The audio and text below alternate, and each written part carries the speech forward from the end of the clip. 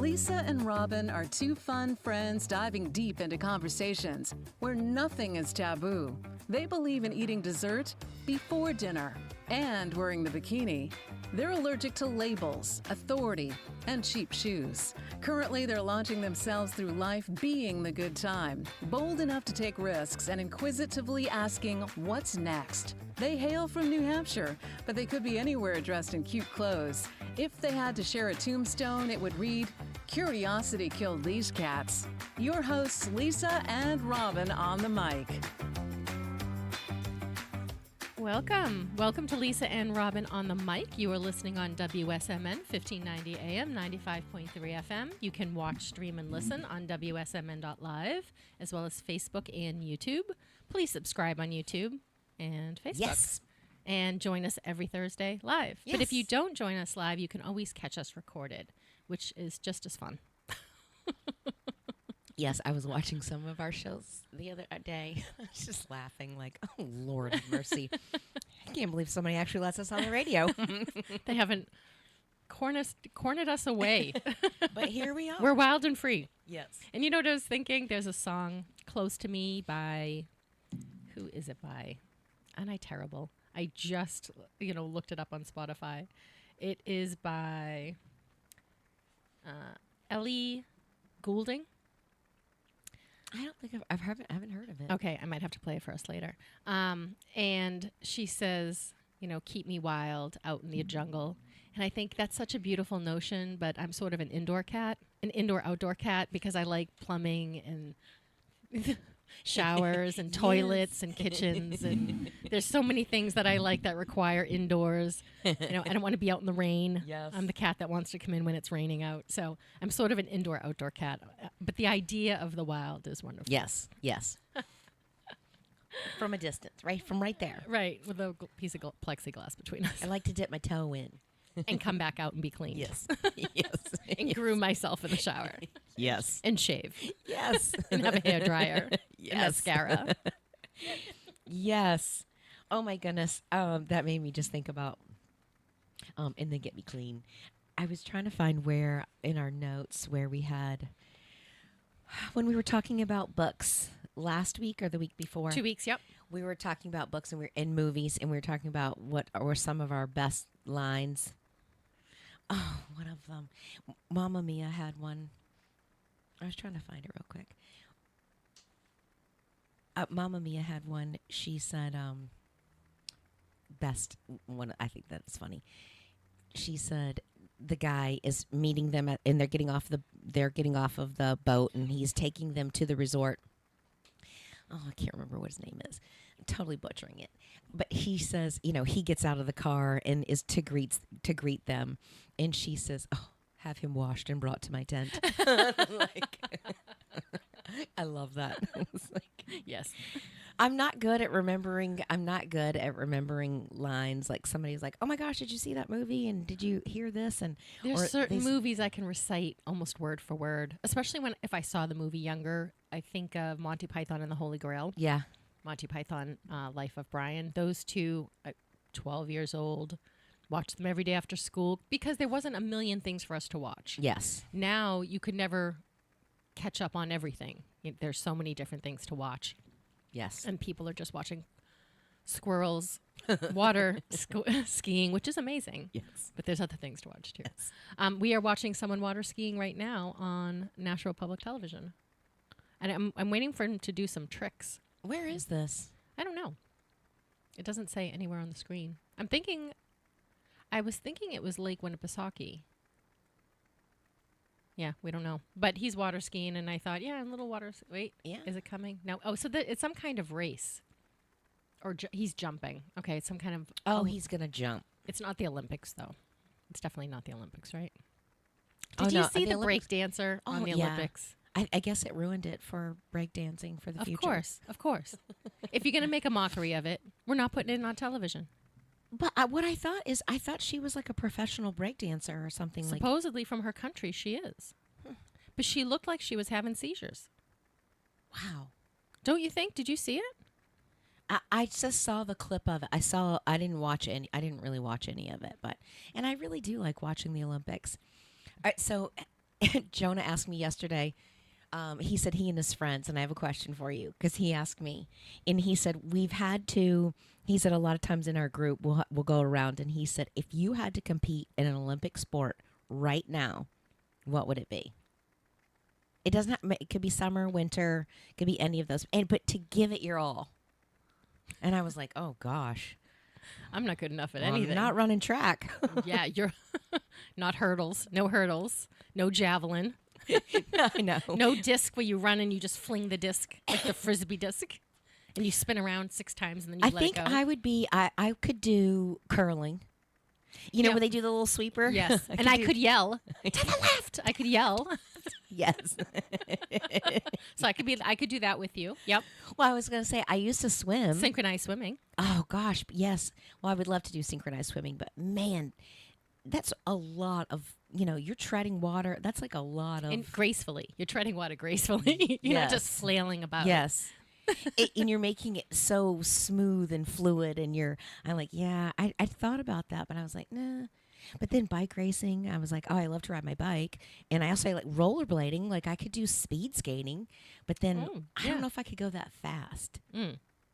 But I don't know. So I was like, Your thighs aren't thick enough for that. No, honestly, they Yeah. have really like muscular oh my legs. gosh, yes, like bigger than a football player. Yeah, yeah. I always think.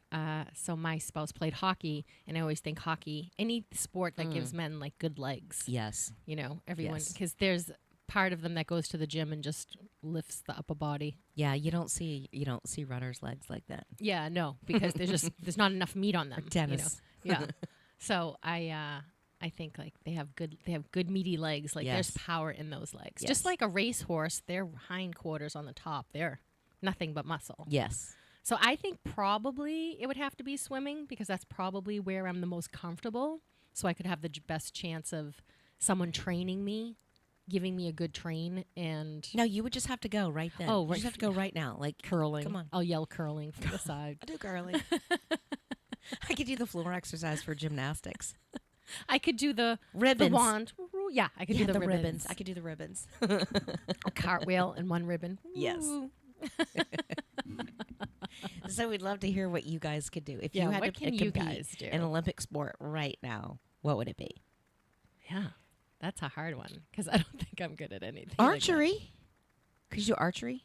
So my nephew's birthday was Saturday. Well, it was last week, but we celebrated on Saturday, and someone gave him the suction archery. Oh, yes. And, the adults are immediately like, give me that. I'll try that. Oh, I'll take that. And super fun. Super fun. It made me think, yeah, I want a compound bow a little bit. Jonah has one, and I have a hard time pulling it back. Well, you have to have one rated for you. Yes. But I think we should do that. That should be one of our things that you're never I like too a old. crossbow.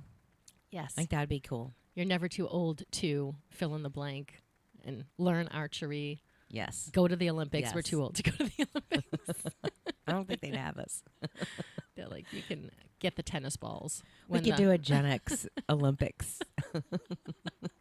What did you used to be good at? Get off the couch and come be good at it again. Making dinner. I'm excellent at making dinner. Yes.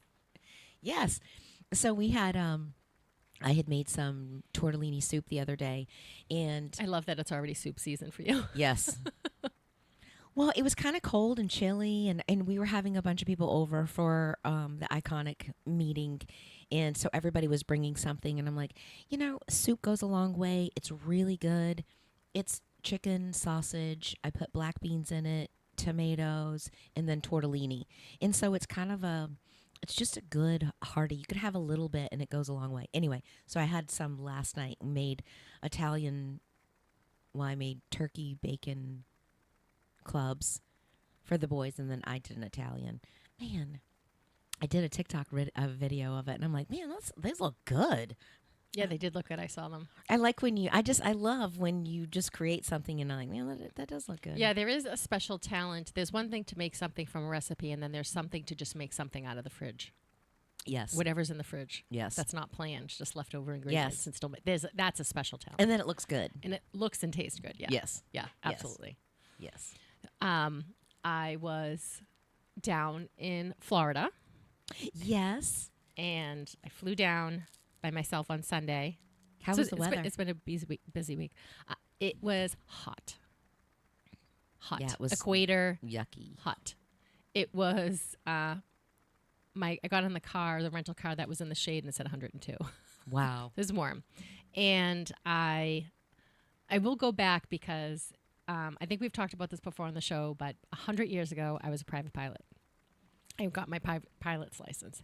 And, life takes over and you spend money on other things. You don't allocate money to it. Then I had my whole failing my medical because of my heart, which is we're fixing, and I'm going to get my medical again. But one of the things that I was thinking back to is that when I was first learning to fly, everyone in my world was negative about it. Everybody, what do you mean? You're gonna kill yourself. Are you trying to kill yourself? Do you have a death wish? Like not one nice positive thing about it.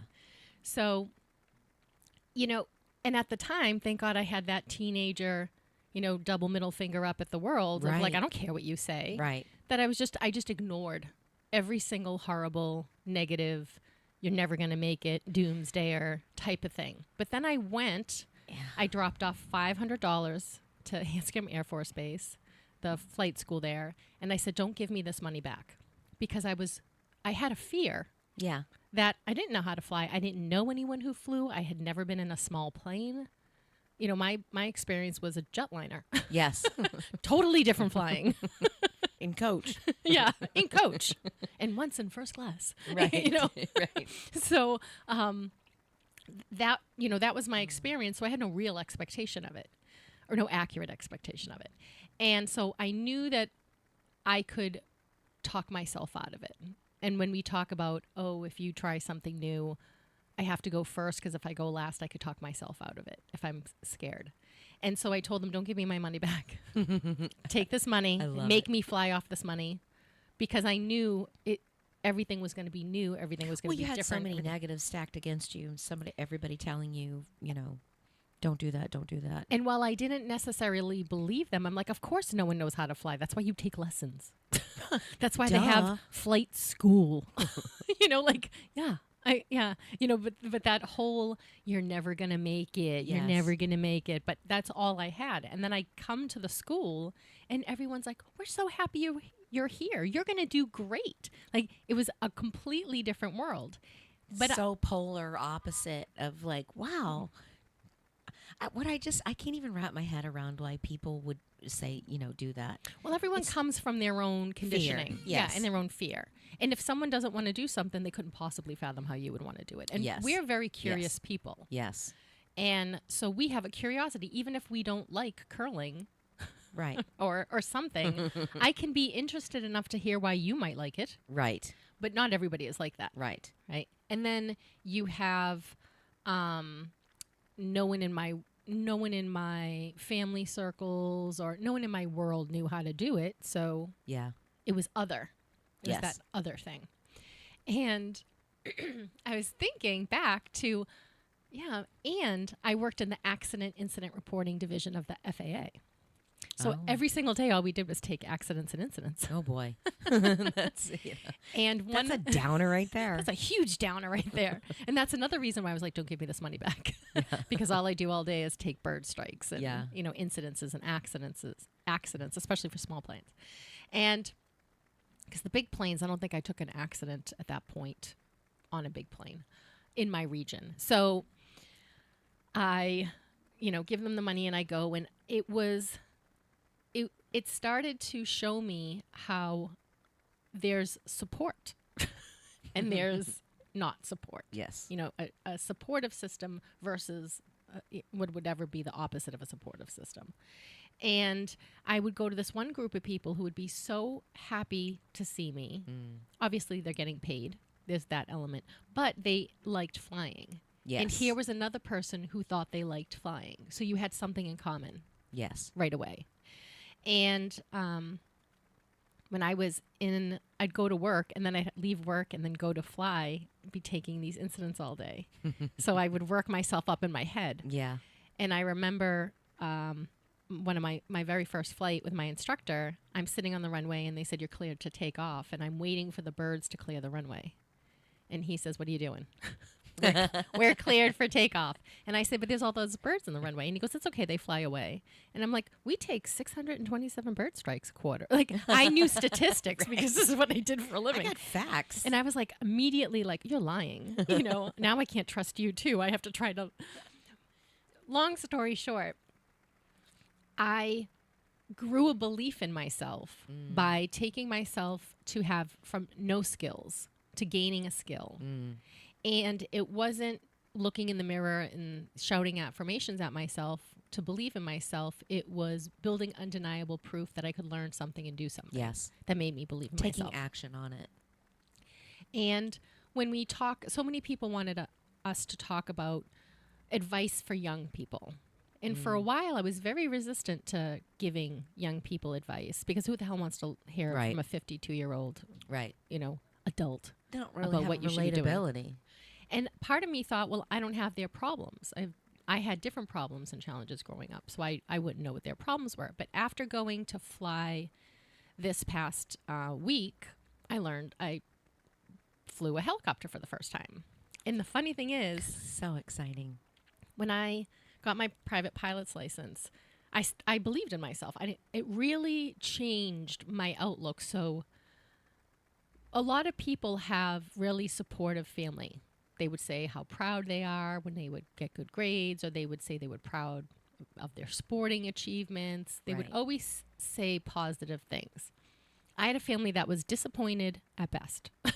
Yes. And the only time my parents ever told me that I can recall being proud of me, they both wrote it in a letter when I first started college. Wow. Well, I mean, that's good. That's good. Yeah, that was the one time. Like I like the idea of a letter, and those words are there more permanently. Yes. But I also think there is some power when someone can come to you and speak beautiful things, whether it's an apology or whether it's how much they appreciate you or support you.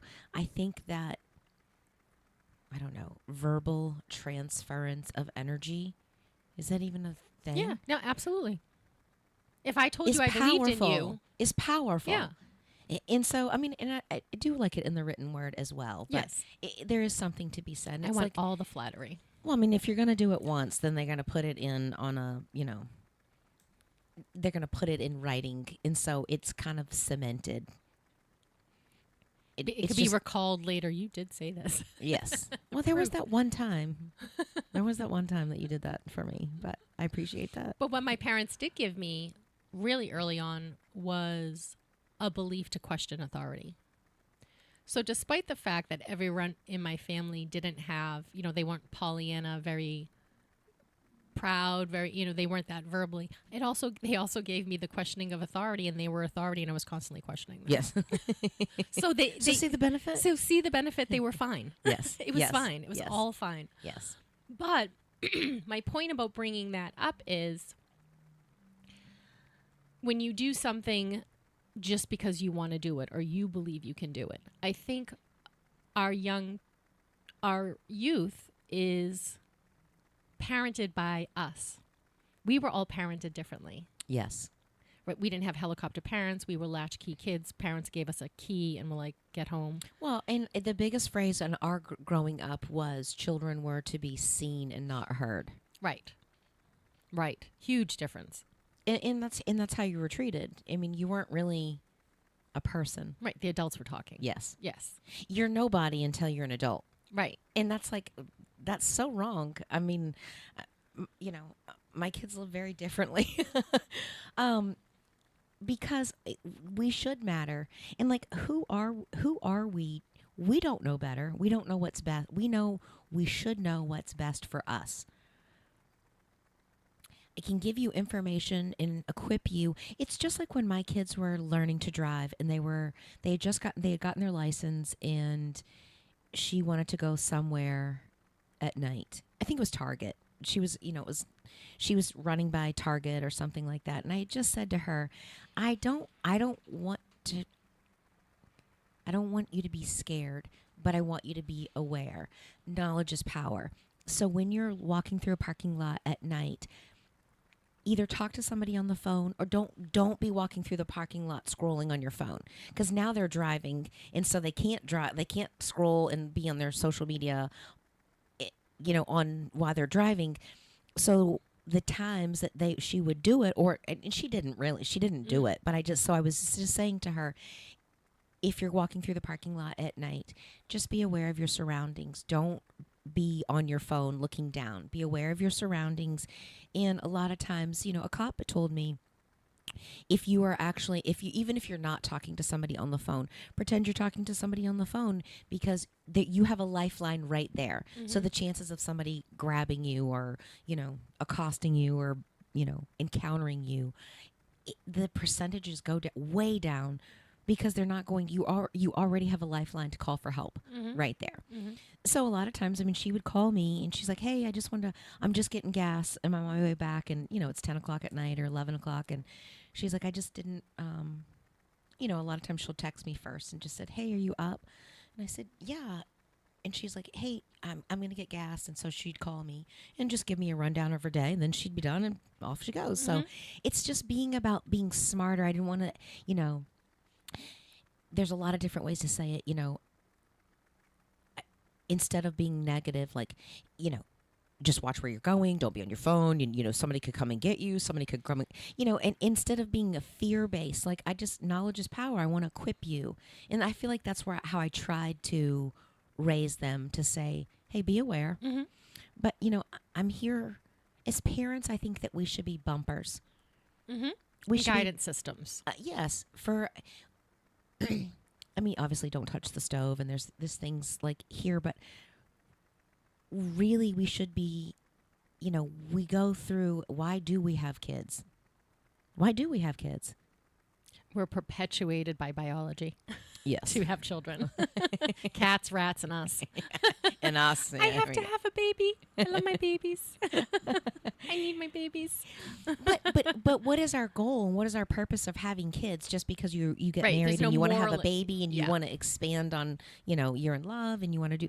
No, but you're actively choosing for the next 18 plus years or whatever to be responsible for another human being. We should be teaching, like, celebrating and encouraging these young people to figure out who you are. I think we said it before. Not what do you want to do, but who are you? So one of the things that I think is so great, so I go into they do tours. And so what I originally did was, when I flew way back then, after I got my private pilot's license, I thought, I'm going to go learn to fly a helicopter. And I go over across the airport and I walk in. I said, hey, just got my private pilot's license. I'm maybe 22 at this point. And I say, I want to get a helicopter's license. And they're like, how much money do you have? Because helicopters are way more expensive than. And so I'm like, not very much. And so very nice gentleman, starts talking me through. And I said, I know. And he's like, why do you want to fly a helicopter? Why? I was like, I want to hover. I think that's cool. And he's like, uh-huh. Why else? Like, what are you going to do with this? And I'm like, I'm not doing anything with this. Right. And so I go, and I at this point still want to be an air traffic controller. So he hears, like, she doesn't want to go fly, the ambulance helicopter between I don't have that. And so then he says, well, it doesn't sound like you have a ton of money. It doesn't sound like you have a ton of time. Why don't you just stick with fixed wing? Go get your instrument rating, and which was really great advice. And I put to bed. But then lately, probably in the last year or so, it's come up quite a lot in my brain. Of like, I still want to do that. I don't have to do it forever. I just want to do it once. And then I kept thinking, well, maybe I should just, now that property management is out of my world, I have a lot more bandwidth mentally, right? And I'm kind of like looking for an adventure. We've been trying to, you're starting to do that. I'm like, maybe the flying the helicopter is the adventure, learning to fly it. So then I thought, yeah, but I haven't even been in a helicopter. Maybe I don't even like it, right? So I call, I'm going to be down in Florida. Weather's perfect. I'm going to go down. And they have a flight, a a helicopter tour. So I'm talking to the guy on the phone whose name is also Robyn. And I'm telling him, we start talking, and he says, it's just you. There's no group of you. I'm like, just me. He's like, all right. Then he asks me a couple more questions, so I proceed to tell him. And he's like, well, it's just going to be a lesson. We're going to actually just do a lesson. I'm like, perfect. I can't believe that. That's amazing. I think that's awesome. So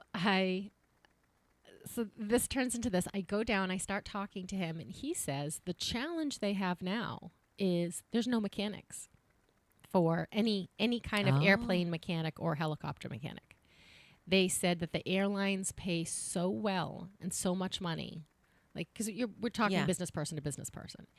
And so I thought, everyone wonders how they're going to pay for their kids' college. And everyone, our generation has one answer for our children, which is educate yourself, go to college, go get a degree, then go out in the world. And we have seen over the last 10 years that that's not really an answer. Right. But I never believed that was an answer for people.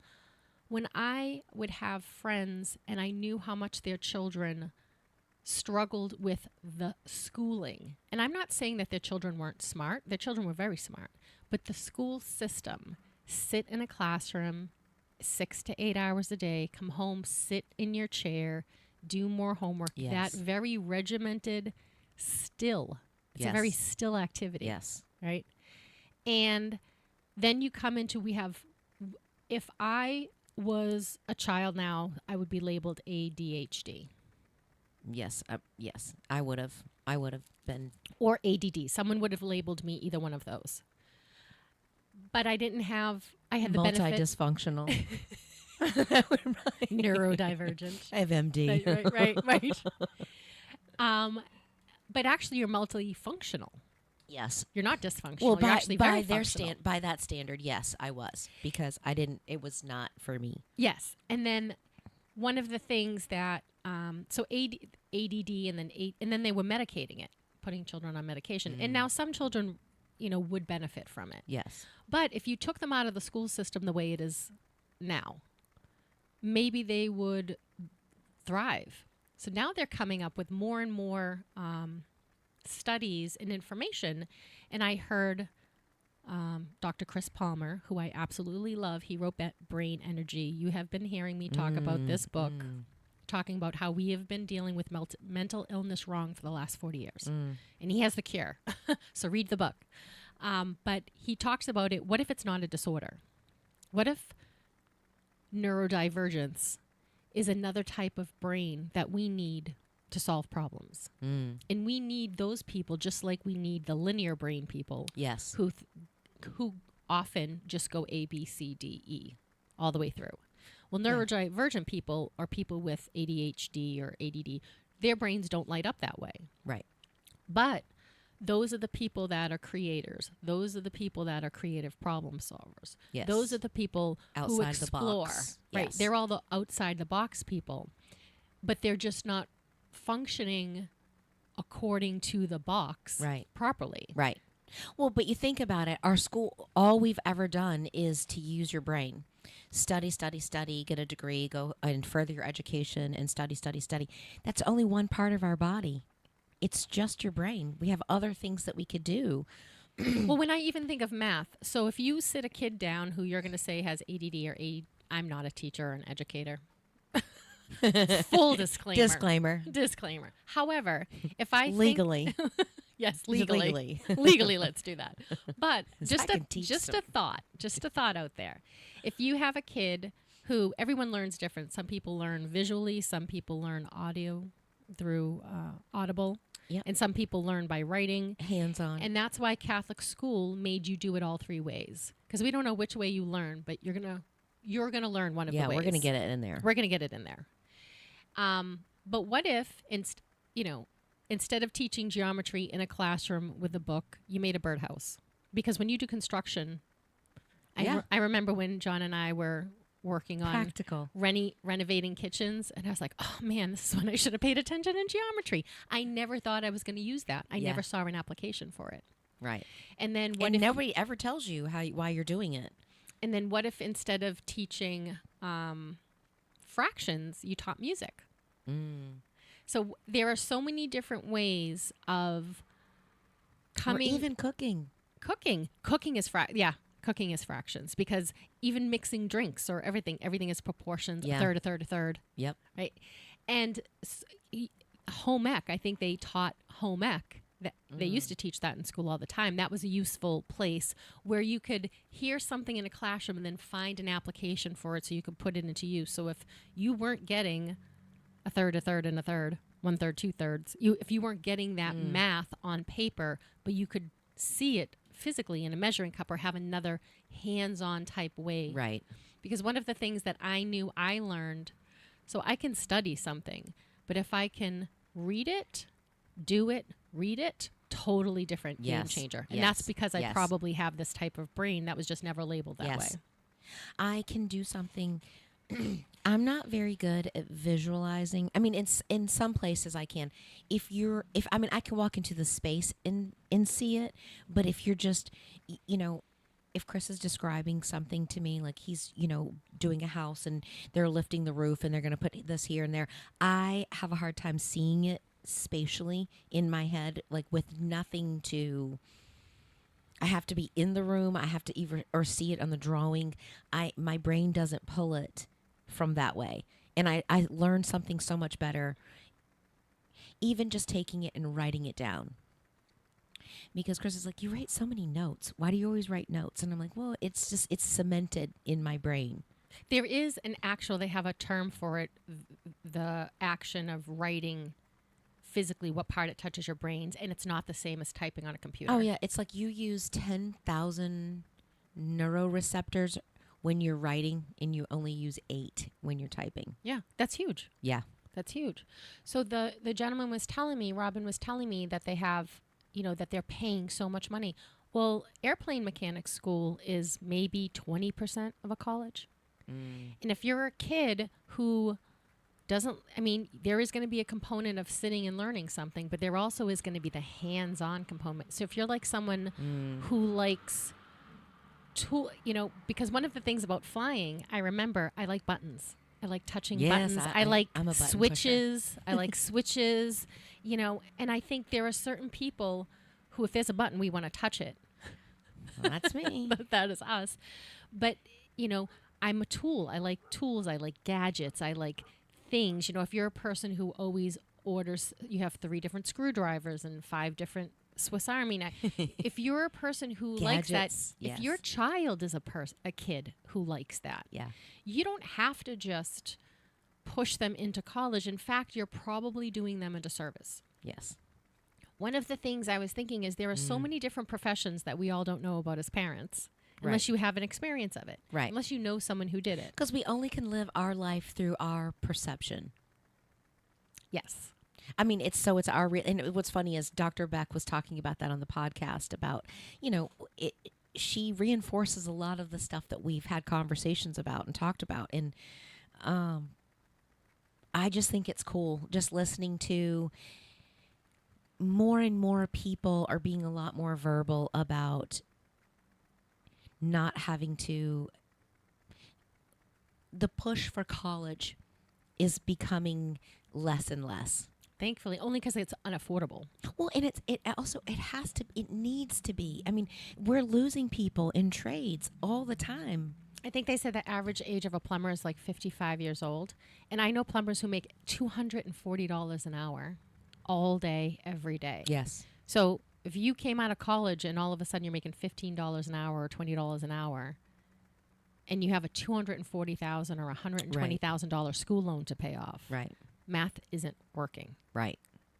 And you can have 20 or 25% of that schooling costs, 50% more time because you not have a 4-year degree, you have a 1 or 2 year before you're out apprenticing, making money. Right. As an apprentice, Right. you're not even fully licensed yet. You can still make money. Yes.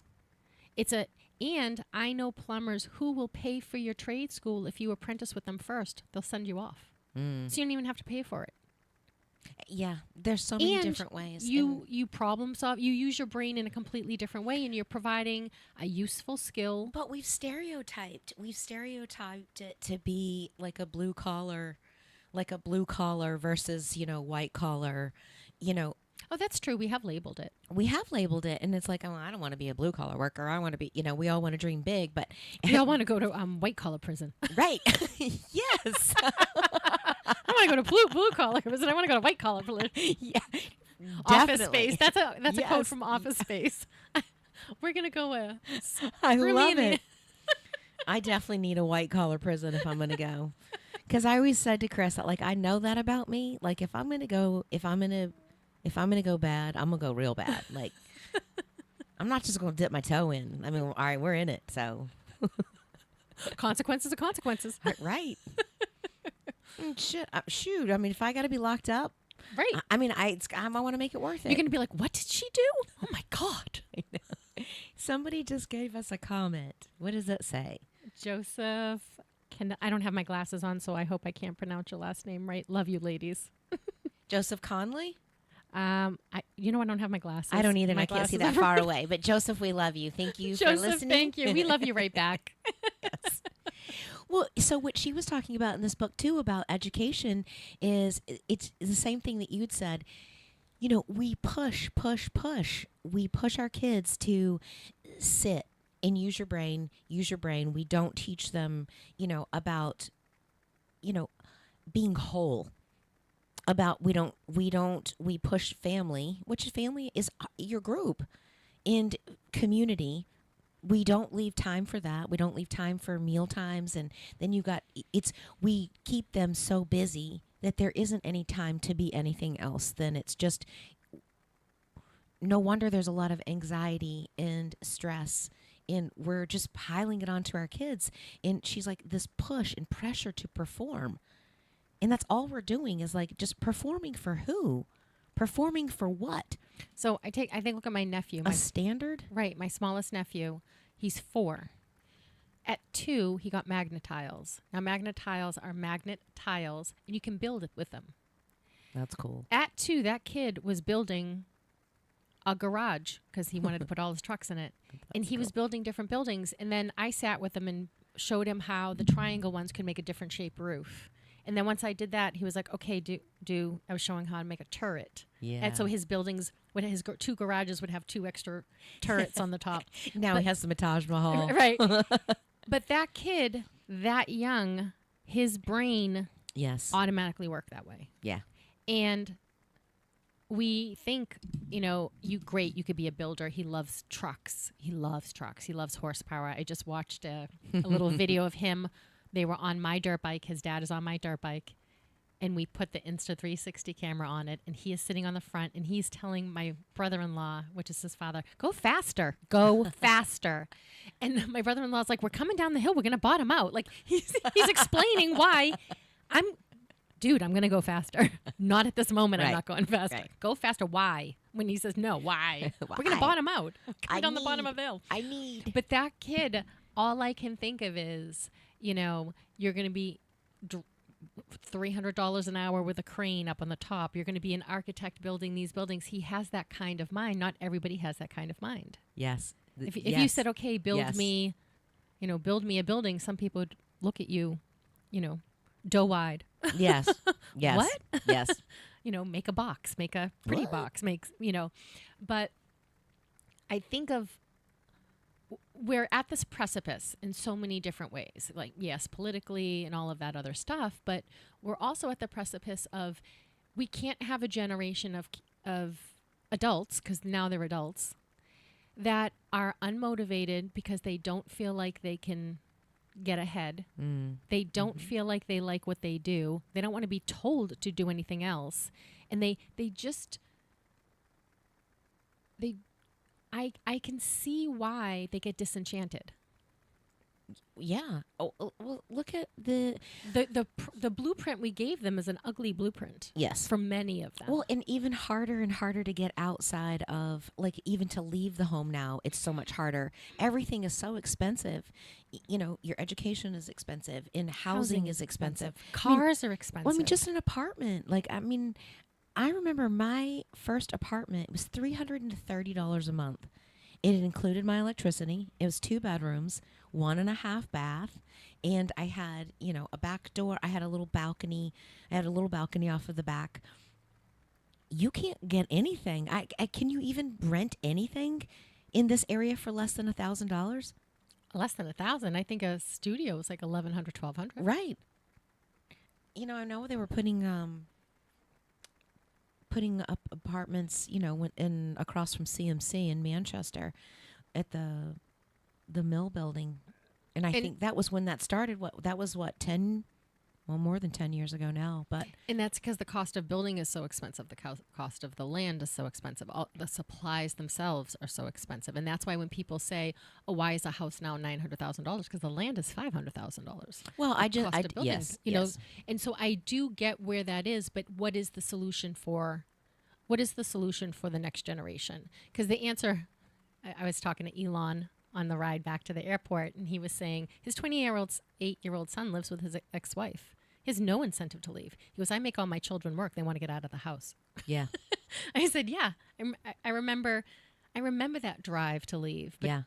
if you make it too good that they only want to stay, yes, you're protecting them in a way, but how can we make their lives better? Because they're the generation behind us, and if they're not airplane mechanics, if they're not plumbers, if they're not electricians, if they're not doing all of those different things, right, our society will eventually break down.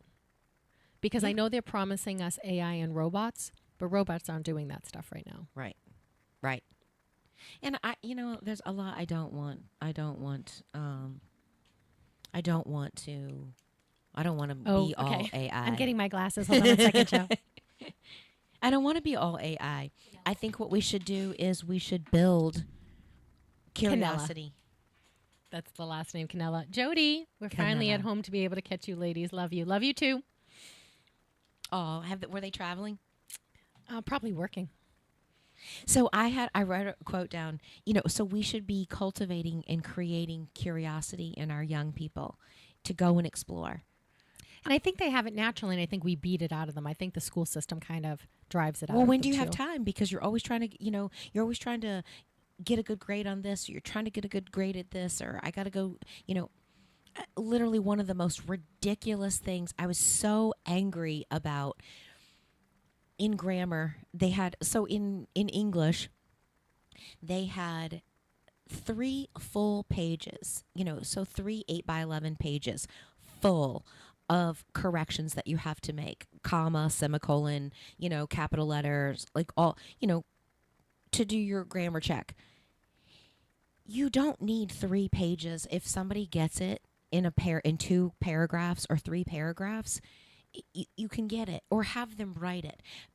First, review somebody's or review a portion of it, and then move on. You don't need to stay on that for weeks. Mm-hmm. For weeks. Mm-hmm. You stay on it, and there's 3 pages. Like, that's just busy work. I also think, especially when you get an A in that class and you don't get any of them wrong, it's like, okay, let's move on. It's almost like torture. I don't need to drill it into my head. And I'm like, why are we repeating this? Go teach them French. Well, I think what they do is we have to teach the one that's the behind gets the same as the one that's in front, where maybe if you taught it in 3 different ways. Right. Maybe you do assessments. Maybe you do assessments when you're going into school to find out where their strong learners are, and then you if match. You could do brain scans. Can you? Where I don't does know why we couldn't? I wonder if there's a way. We pay enough taxes. We should have a machine. Put this kid in. How's this kid learning? We have to help this kid out. And I do think there has to be some. We're not doing it that great now. Right. But what if you could? Do a series of tests for children that are coming in, and you can start to develop, and maybe you analyze it, because as you grow, you change. Yes, as you mature and your brain matures, that maybe you realize that you're more hands-on than you are more visual. But have a teaching styles to catered to those. So I mean, you are separating them out, but you're also giving them a better chance of learning the material. And so now you're not you're only as strong as your weakest link. And so if you've got one that's not going to apply themselves, my kids were in it the whole time. Like, if you understand, you shouldn't have to do, like, I understand, practice makes perfect, and the more you do it, but once you get it and you take a test and you know that you get it, move on. Like, don't keep practicing that one. Kayla's boyfriend, Logan. Yes. He can fix anything. Yes. That's a very specific thing. Yes. He likes tools. He has that physical hands-on. His brain can work things out. Yes. And that meant, I don't know, he may do fantastic in school. I think he does actually. Yes, really he good does in school. really well in school. But there might be the kid that... But Logan has learned from him how best to learn. And so he doesn't, he likes to just, get it done. And even in high school, he didn't do the same amount of, like, it was all just, let's get through this. It was something that you had to get through. They all did really well, but he didn't have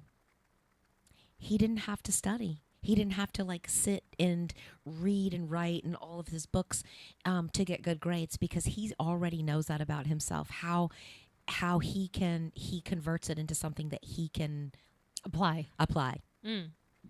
And it's so much quicker. He has so much more free time because of it. And I think what we do is we systematize things, and then you have to fit in the system and do it the way the system does it. Yes. I think we need 3 or 4 different systems. Yes. And I think we need the ADHD people. Yes.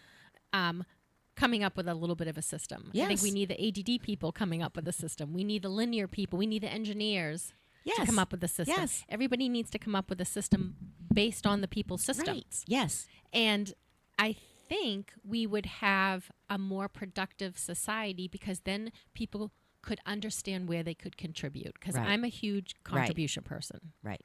And I'm a skill person. Skill building, I think, is because skill building leads to confidence. And you want confident kids. You want kids knowing they might not be good at everything, but they don't have to be good at everything. They can Right. be good at a few things. Right. Things that they like. You'll never be good. You'll never be good at everything. And I think in testing and exploring are the ways that you figure that out. And say, instead of coming from a place of rejection, is, or I'm not good enough because I didn't pass this, or I didn't do so well in this. I think we need to bring back a trade, teaching kids to build birdhouses with popsicle Yes. sticks. And I think we need to bring back that hands-on piece to every single school and education. I think we need to bring back Gosh, growing up, we had shop. home ec. Yes, shock. They would build Adirondack. I didn't take it, but they would build Adirondack chairs, picnic tables, all kinds of stuff, and they would sell it. Yeah, that's They would fantastic. sell it for the school. The school would do a sale. Somebody else wrote you a big long. Brain fog, depression, ADD. Oh, I need glasses. Yes. Hold on. Doris, hold on one sec. I think it's Doris. Let me put my glasses on. Hold on. What does she read? What did she say? Okay. All right. We've got something here. All right. Let's see. We have brain fog, depression, ADD, ASD. I'm not even sure what that is. PTSD, OCD, ADHD, autism, anxiety, and mental health problem was at the peak to eliminate me. So many medications failed, but then I got microdosing capsules from Anna_Heals on Instagram. Ever since, I've been productive. Interesting. Wow. So there is this whole thing about, I would really like you to read the book, Brain Energy by Christopher Palmer, because he talks about all these different things. Autism is its own thing because environmental toxins have a lot to do with autism. So one of the reasons why lead poisoning is such a real thing to children is the brain, when the brain is developing in young children, there are almost, this is the wrong terminology, just go with me, like switches on and off. Yeah. You can start to learn something and it shuts off. You can do something, shuts off. When you have an environmental toxin to the brain, a neurotoxin, you prohibit that learning from taking place. Yeah, it's almost like you put a barrier. Yeah, you put a block. Yes. Like you're putting a wedge in the door so it doesn't open all the way. Yes. So lead poisoning is a real thing. And then one of the problems is that once that time period comes and goes, the opportunity is lost. That's why lead poisoning is a real thing. Especially, that's why we say children under 6. It's so important because that's when their brain is doing this on, off, on, off. Yes, yes. But what we learned is that I've actually had, I worked with a woman whose child she has a baby, her friend has a baby, same time period. This baby is doing completely different things than this baby, same time period. And now every child develops slightly differently, but it was obvious something was going on. She took her baby. They said, we think your baby's autistic, which was, oh my God. She said, stop feeding it milk formula. Stop with it. So it was both a lifestyle change, a food change, food allergen changes. And she did drastically improve with the food allergen piece. Wow. And because sometimes just too much inflammation also includes brain inflammation. And the smaller you are, the less environmental toxin you can handle because your system's so much smaller. Yeah. It's like, that's the reason why we don't say, I mean, there is lead poisoning in adults. There are contractors who poisoned themselves by working with lead, but their systems handle a different amount before it becomes a problem, and their brains are already developed. Right.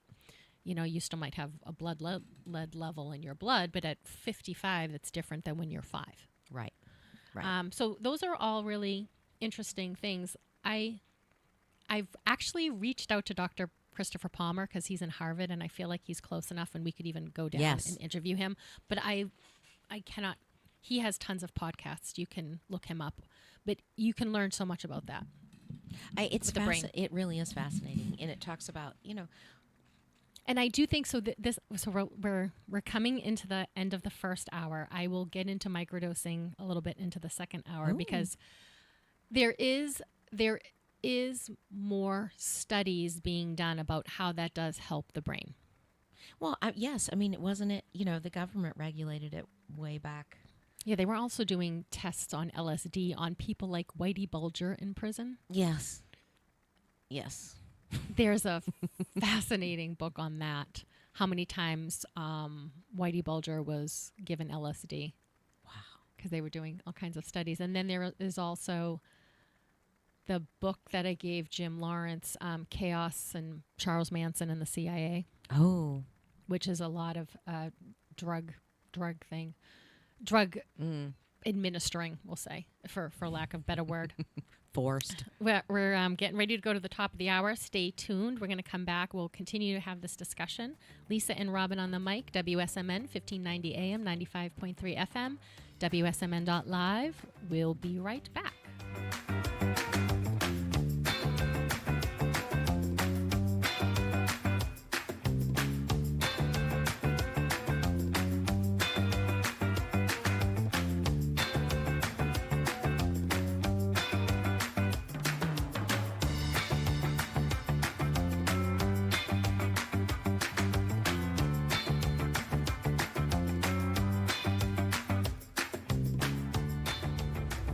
WSMN 1590, WSMN 95.3 FM Nashua. Listen, watch, and stream at WSMN.live. ABC News, I'm Sherry Preston. Vice President Kamala Harris closes out the Democratic National Convention tonight in Chicago. She will make history by becoming the first black woman to accept a major party's nomination for president. Last night, her running mate, Tim Walz, accepted the vice presidential nomination. ABC's Jay O'Brien has more on his appearance. There were people that were really fired up by Tim Walz. They liked this idea of him being Coach Walz, of those signs that a lot of delegates held up that said Coach Walz on them. They liked his family's reaction to what he had to say, and they liked that he took on Donald Trump and J.D. Vance head on. Donald Trump and J.D. Vance talking about immigration today. Trump will be at the U.S.-Mexico border in Arizona. Both of Canada's major freight railroads have halted everything. Their 9,500 employees locked out in a labor dispute that could have a serious impact on the U.S. economy as well as the Canadian economy. Home sales ending their 4-month slide as mortgage rates tick down in July. This is ABC News.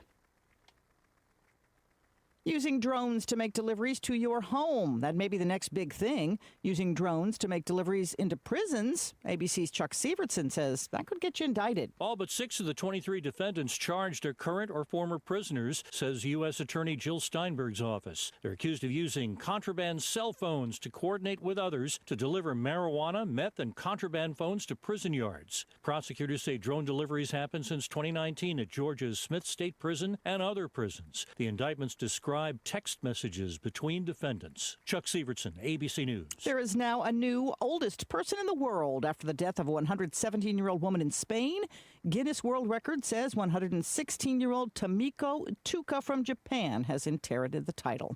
And one delivery falling into the better late than never category, a postcard showing up over 120 years late. It arrived at a bank in Wales after being sent in 1903. Sherry Preston, ABC News. Offer not valid in all states or where prohibited by law. Loans are subject to lender approval. See website for details. Honey, the credit card bill came, and we're maxed out. Maxed out cards, rent is due. We just need some extra cash to help us get by. Maybe we should go to 27cash.com. With our bad credit? 27cash.com is one of the largest personal loan networks. They can help people with any type of credit get up to $5,000, and cash can hit our bank account as soon as tomorrow. When you need extra cash, go to 27cash.com. That's 27cash.com. 27cash.com. Give the star in your life the brightest gift in the world. Name a star after them. This is Rocky Moselle with International Star Registry. For $59 and a call to 800-282-3333 or visit starregistry.com, you can name a star for birthdays, weddings, or even memorials. Over 45 years, we have named millions of stars for celebrities and individuals from around the world. The star you name will be recorded in book form in the U.S. Copyright Office. Visit starregistry.com or call 800-282-3333. I am Elena Dries, nurse practitioner at Altrix Primary Care, located right here in Nashua, New Hampshire at 57 Northeastern Boulevard. At Altrix Primary Care, we are dedicated expert nurse practitioners who provide high-quality, comprehensive primary care services for people of all ages, from newborns to older adults. Our nursing model of care is distinctive because it's unhurried, high-personalized, easily accessible healthcare for you and your family. Visit us online at altrixpc.com/Nashua or give us a call at 603-821-4009. That is 603-821-4009. Altrix Primary Care, changing the future of primary care for you and your family. Have you tried to quit drinking before, and much to your surprise and dismay, you couldn't? Have you tried therapy, meetings, and treatment programs, but still can't seem to stay stopped? Or maybe you live in fear that you'll lose your job, your home, or your family, and much more if you don't get this figured out, and soon. Well, there is hope. My name is Bill Nielsen, and I'm the founder of Nascent 24 Recovery and Life Coaching, and I struggled for over a decade. Yup, 10 years, trying to get it right. I lost jobs, 5-6-figure jobs in fact, homes, friends, relationships. I thought I'd never get off the merry-go-round or the roller coaster, but I did, and I've developed a proven proprietary process that works. Why does it work? Because it addresses the root cause and not the symptoms. No more Band-Aids on bullet wounds. It's a 12-week journey that will transform your entire life, not just the drinking thing. I work one-on-one with every single client, and your privacy and anonymity are paramount. The great part is that you don't have to leave your home, your job, or your family. Text me the word recovery to 203-241-1266. That's 203-241-1266. Or visit my website, nascent24.com, NASCENT24.com. There is a solution. Take the first step. You won't regret it. Hi Nashua, I'm Perry Cataldo from Choice Benefit Services, your local insurance agent that has dedicated himself to all the Medicare plans in New Hampshire. Whether you're just turning 65, new to Medicare, or already have a plan, I'll explain all your Medicare options and extra benefits that you hear so much about. I ensure you're getting all you're entitled to and all that you deserve. Nashua, don't get fooled again this year. Call Perry Cataldo at 603-461-5550. That's 603-461-5550. Or visit me online at cbsnh.com. That's cbsnh.com. I look forward to hearing from you. And remember, health is wealth. Are you wondering, how can my business expand its reach? Or how can I support music and arts in my community? Well, I'm glad you asked. My name is Cody, and I'm from the Nashua Community Music School, and I'm here to talk about all the wonderful opportunities to partner with us. Whether you want to become a VIP table sponsor of our biggest concert event of the year, Play It Forward, or by joining our band of donors by donating only $5 a month, we'd love to be able to speak with you and show how we can partner to make music accessible to all. Give us a call at 603-881-7030 or shoot us an email at info@nashuacms.org. The views and opinions of the following show do not reflect those of WSMN, its owners, and/or associates.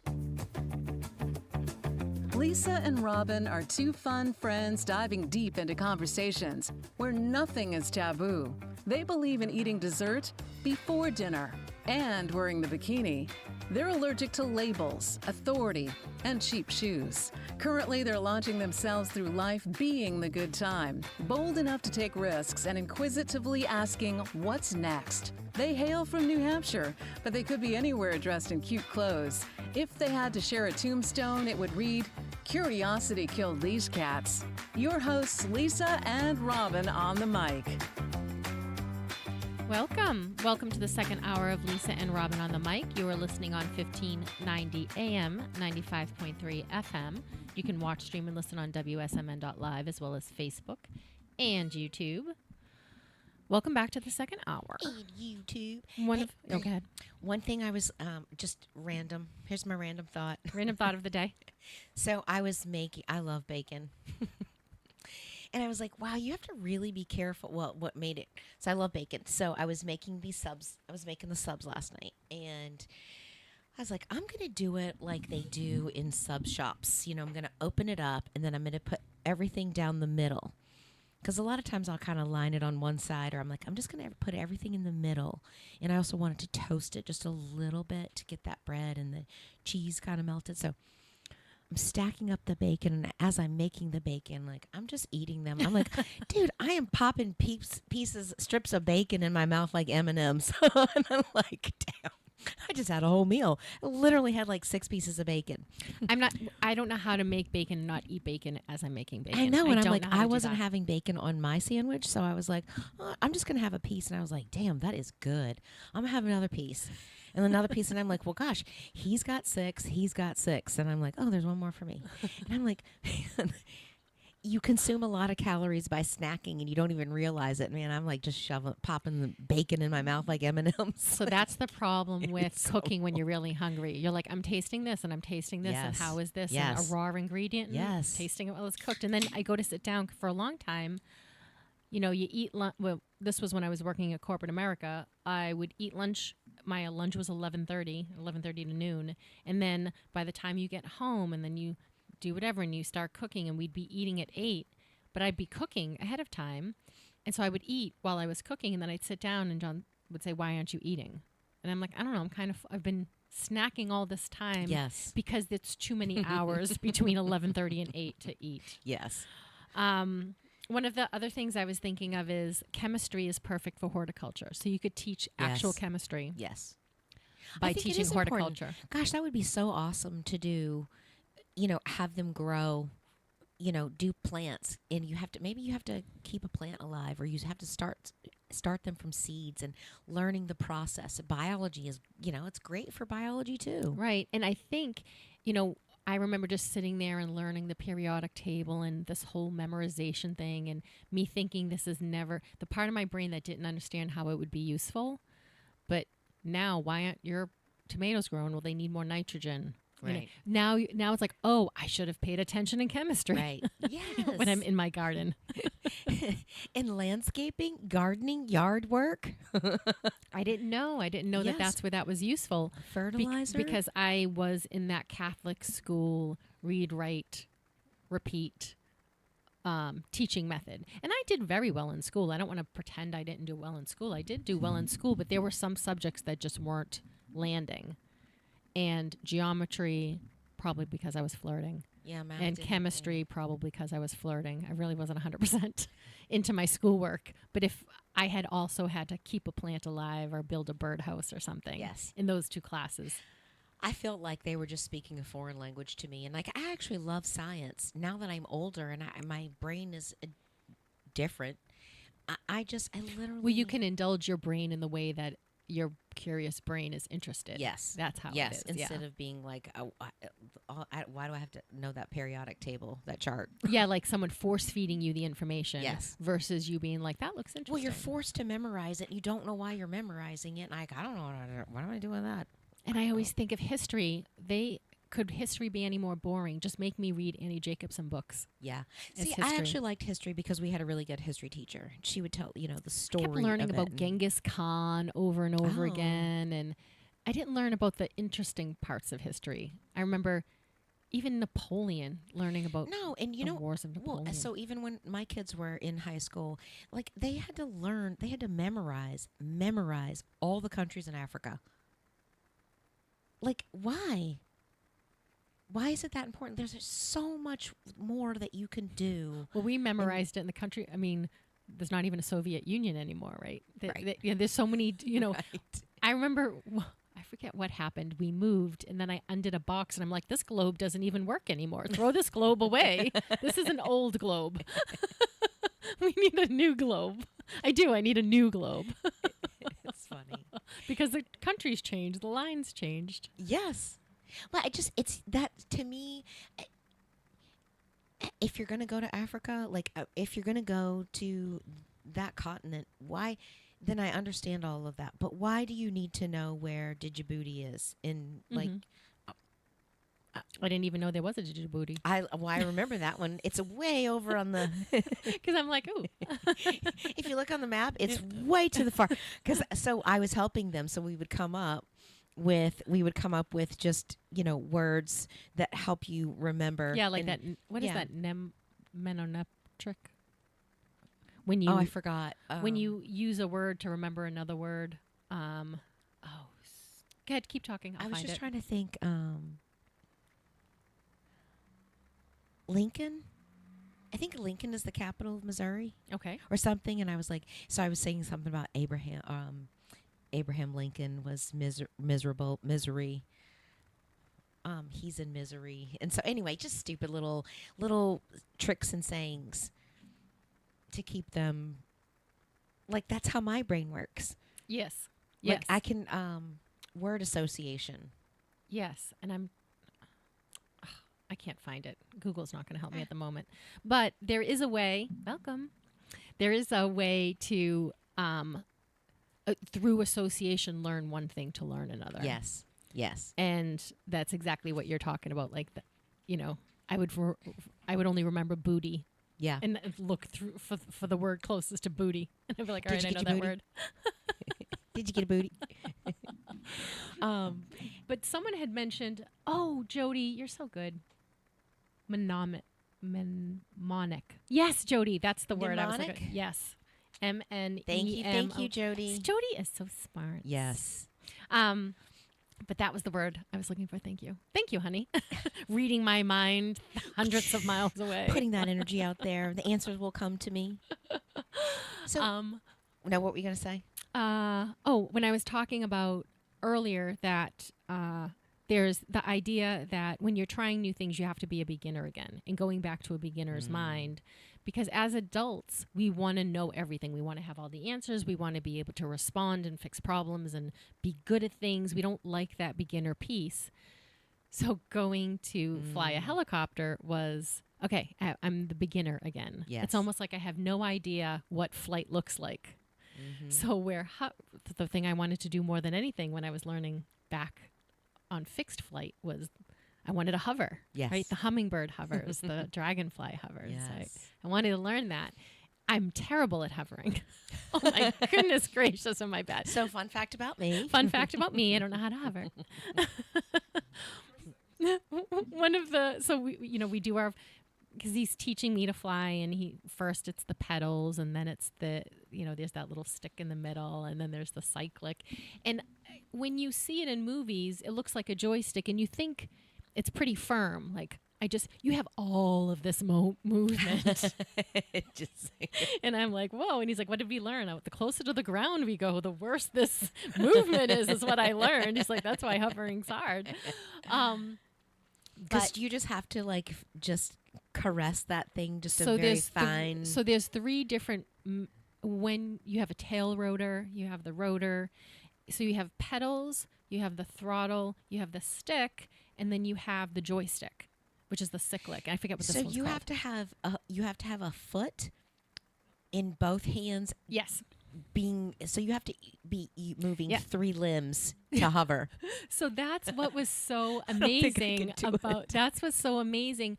And I think intuitively I knew that once you fly a fixed wing plane, and I learned this because once you get good, then it's like, well, I just want to do touch and goes. I just want to take off and land because that's the most exciting part. The rest of it is just making sure you don't get lost. Because you can trim out the plane so you don't even touch anything. And I think I was so challenged in learning to fly. And then once I got it, I was like, okay, I need something else. And I think that's why instinctively I went over, because I must have known you can't just let everything go and fly a helicopter. And so that was the part that was, I've got to really, everything is working. And what happened was, so we were learning to hover. He takes me, I'm 5 feet. I'm using the tower as I'm on the grass. I'm using the tower as my focal point, and I'm supposed to stay 5 feet above in this one spot, not slide off to the right, rotate off to the right, not go up and down, no go backwards and forwards. Right. And that's the first part where I really used the cyclic and went backwards. And that part of my brain that was like, this isn't even possible. Yeah. Because in all the flying I've done, I've never flown backwards. Yes, right. And then once that part of my brain clicked in, and then I did kind of this pendulum thing of going back and forth. And then I started rotating right. And he was like, okay, I have the controls. And then try it again. And then I think on the 4th or 5th time, I was like, I'm not going to get this. My brain is full of all the information I'm getting today. Yeah. Overload. Because he was like, one more time. I was like, no, one more time isn't my brain's. It's full. And I said to him when we landed, I have this point where I'm saturated and I will get worse instead of I get better. Yes. And I know that about me. Yes. And I was at that point. Yes. And he said, honestly, the first couple of hours, it's usually like 7/10 of an hour, 8/10 of an hour, because an hour's a lot. It's all new information. And I think what was happening was my brain started, because I was in my body the whole time, feeling it, and all of a sudden my brain kicked in. I need flight school. Where's the book? I need to read about the back rotor. Like, this whole part of my brain started chatting about what what I was needing, instead of I really was getting out of being in the moment, and I was really getting into my brain instead of into my body. Well, so I also think that I don't know that that's true for everybody that has that monologue. And actually, yesterday I was wondering if it was just an ADHD brain. But yesterday, Jonah, we were talking, and he just said, he said, I can't remember the numbers, but it's like 60% of people don't have an internal dialogue going on, a monologue inside of their head. So could you imagine if just waves? But he's like, there are a lot of people go through, like 60% of people go through and not have that dialogue inside of their head. And I was like, what? I have a cacophony of voices in my head. I'm like, if you had watched me yesterday morning, like if you had just hovered around me, I literally had half a cup of coffee. And so then I was like, I'm going to go outside. I'm going to check I'm going to go walk by the pool and go check out the temperature. And I'm like, oh, today's a good day. I'm going to get all the green mold off of the, because it's been so wet. I want to scrub my umbrellas. And then I was like, oh, I'm going to do those cushions over there. And there's 2 pillows over there on the back. So I'm like, okay. So now I've got my game plan. I walked around my perimeter, and I'm like, all right, I'm scouting. This is what I'm doing today. This is my project. This is my big project, because I power washed it yesterday. So then I go back inside, and I was like, it's 7 o'clock. I don't need to do that yet. But I'm like, well, let me go see if we have simple green. So then I started researching recipes about what gets the green algae off of your fabric. So I was like, oh, I think we have some simple green. So I went downstairs, then I got my bucket, then I went upstairs and set it up by the door, and I'm like, it's still too early, Robyn. Just chill, relax. You don't make it racket with the power washer. Well, and then I decided, well, wait, the vacuum cleaner, Jarvis, our little robot vacuum cleaner, on the main floor didn't start. He goes Monday, Wednesday, and Friday. And I'm like, he didn't start. So I'm wondering why. Wonder why he didn't start. So then I'm going over there, and I'm like, oh, the bag is full. So then I had to go get that bag.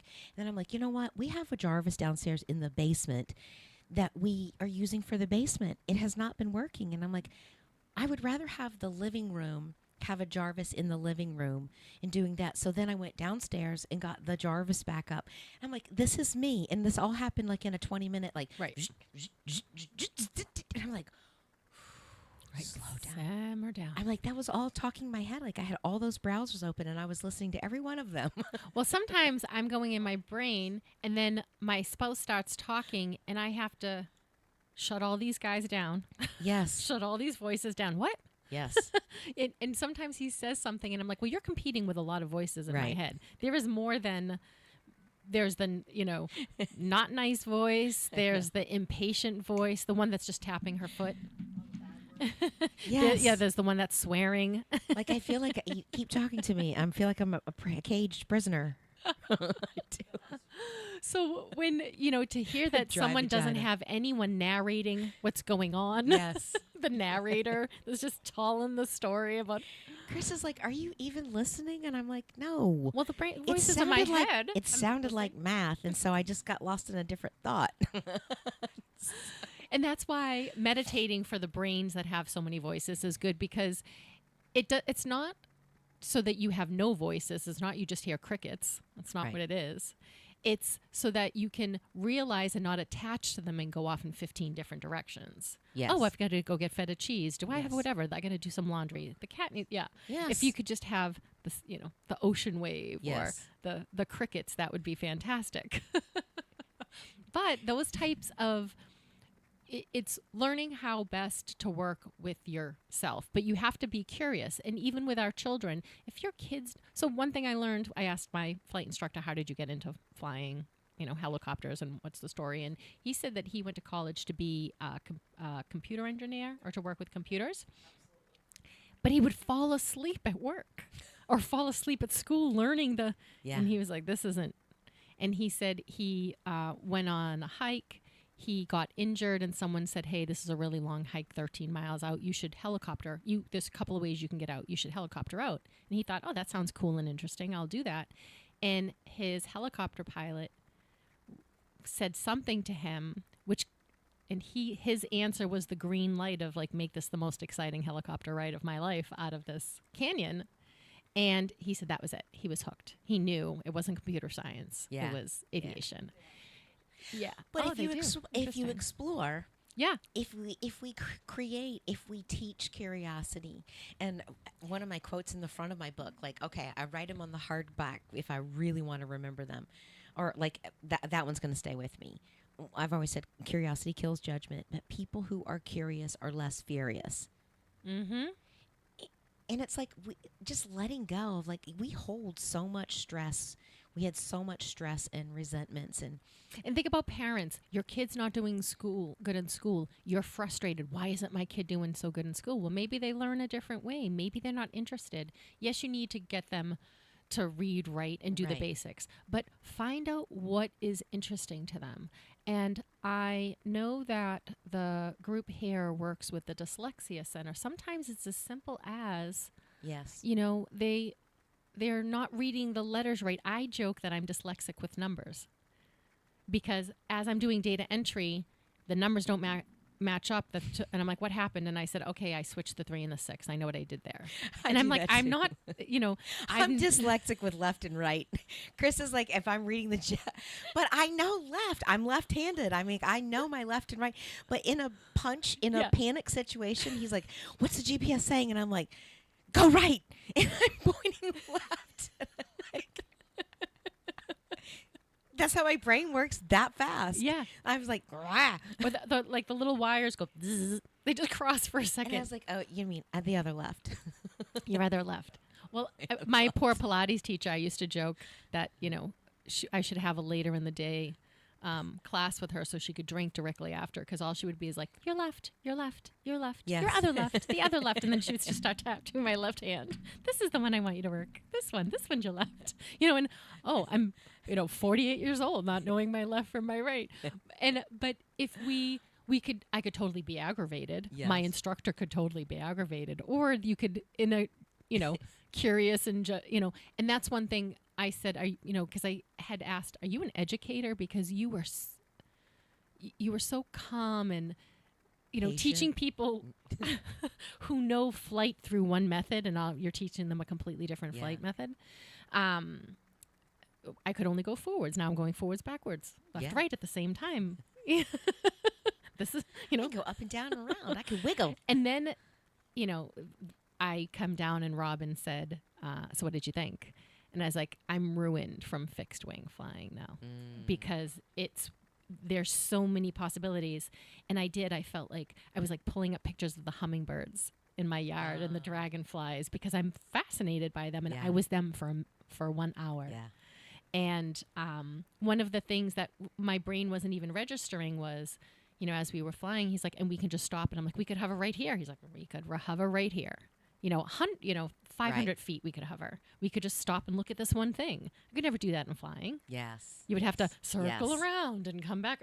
Just the possibilities. My brain was literally cracking with the, oh my God, this is possible. This is possible. Yes. This is possible. Yes. And then it's like, I want to do that. I want to do that. I love it. I love it. I love the idea, and I actually used that the other day about always being a beginner. Yes. But even even in real estate or like just even everyday life, going into new, this is a new client, this is a new home, this is a new experience for you. Yes, you have knowledge. You have knowledge you're an expert in your field. Like, I know how to do the math, I know how to do all the numbers, but bringing the energy and the heart. Yeah, the heart. Like, I'm a beginner. And you take that into your different interactions throughout your day. And I've never had this experience with this person before. And so just new eyes. Always looking through things from new eyes. Yeah. So when I first was learning to fly, I loved flying because it gave me what I called perspective glasses. I saw the earth from normally I'm down in the traffic and I'm amongst all the people, and then you get above it and it looks completely different. You're on a boat. The land looks completely different. The world shifts to remind you it's not only through your eyes. Well, you're right. But even riding a bike, something as simple as like people that have never been in a plane, but walking or driving your car, and you're like, oh, this is a pretty flat road. And then you start biking, and you're like, what? As a runner, you're like, I'm going to switch down to first gear. I joke that as a runner, there's a hill. This is not a hill in a car. It is a hill when you're running. It is up. Yes. And you're like, how am I? And then how am I going up in both directions? This makes no sense. This is supposed to be a downhill. And hiking can sometimes feel that way. Yes. When you're hiking, you can be like, how about we going down and now I'm still going up? I thought this was all downhill. So part of being a beginner and being like all the things that we've talked about, being curious and opening your mind, I wrote down, I love this. The best version of yourself lies ahead of you, not behind you. And I just thought about, how, people still talk about, in their 50s, still talk about their greatest football moments in high school. Like, or, oh my gosh, do you know when I did this, or when I did this, and when I did that? And, those are all great, but the best version of you lies ahead of you, not behind you. And so to me, that gives me curiosity. Yes, hope. And being like, it gives me something to say, yeah, I want to, what else? What's next? Else? Yes. One of the things, we're both very adventurous. We have that, everything should be an adventure. Yes. And I feel that when we went away, traffic was an adventure. Yes. Yes. But I think adulthood and the monotony of responsibility and all of that can make us feel very, Well, she talks about it too. Dr. Martha Beck. What was the name of the podcast? I have it up. But she was talking about Harvard, so she went to Harvard, and one of the things that I wrote down that resonated with me, and she said people don't go to Harvard because they're afraid of being smart. They go to Harvard because they think they're afraid of being stupid. Really?